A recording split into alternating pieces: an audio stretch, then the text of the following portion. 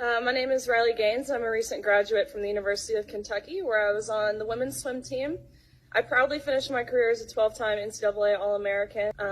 I am one of the fastest 200 butterflyers of all time. But on March 17th of last year, my teammates and I and other female swimmers from universities around the country were forced to compete against a biological male named Leah Thomas. Thomas was allowed to compete in the women's division after competing as a member of the University of Pennsylvania's men's swim team for 3 years. We watched on the side of the pool as Thomas won a national title in the 500-yard freestyle, beating out the most impressive and accomplished female athletes in the country, including Olympians and American record holders. Whereas just the year before, Thomas at best was ranking in the 400s in the men's category. The next day, Thomas and I raced in the 200 freestyle, which ended up in a tie. We went the exact same time down to the 100th of a second. Having only one trophy, the NCAA told me that I would go home empty-handed and this trophy would go to Thomas. And when I questioned this, the NCAA told me that Thomas had to hold it for photo purposes. I was shocked. I felt betrayed and belittled, reduced to a photo op. But my feelings didn't matter. What mattered to the NCAA were the feelings of a biological male. But that is not all.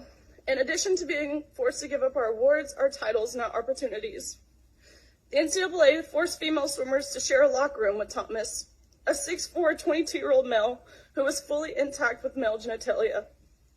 Let me be clear. We were not forewarned. We were not asked for our consent, and we did not give our consent. If nothing else, I hope you can truly see how this is a violation of our privacy and how some of us have felt uncomfortable, awkward, embarrassed, and even traumatized by this experience. I know I don't speak for everyone.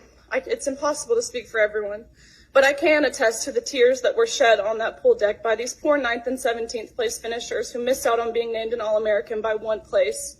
And I can attest to the extreme discomfort in the locker room when you turn around and there's a male watching you undress while exposing himself.